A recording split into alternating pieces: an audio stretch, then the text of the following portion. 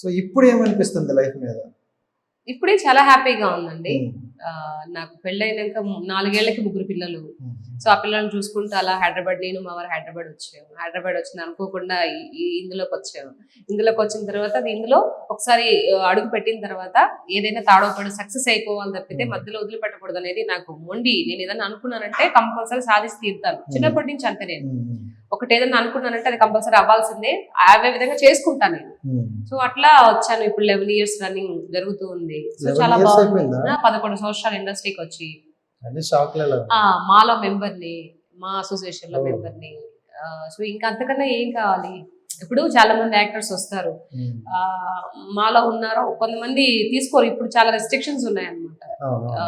నేను ఉన్నప్పటి నుంచే ఉన్నాయన్నమాట. మీరు ఏ మూవీస్ చేశారు, ఎవరి కాంబినేషన్స్ చేశారు, ఆ పిక్స్ కావాలి, ఆ డైలాగ్స్ ఏవైతే ఉన్నాయో అవి కావాలి, అవి చూపించాలి. అన్ని చూపించిన తర్వాతే నువ్వు 1 లక్ష కట్టు 2 లక్షలు కట్టినా ముందు ఇవన్నీ ఉండాలి.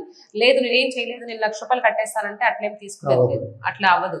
సో నువ్వు ఎక్కువ మూవీస్ చేసుంటే ఆల్మోస్ట్ 10 పైన మూవీస్ చేసి ఉండాలి. అది పెద్దవాళ్ళ కాంబినేషన్స్ లో ఉండాలి, ఒక డైలాగ్ ఏదైనా చెప్పు ఉండాలి.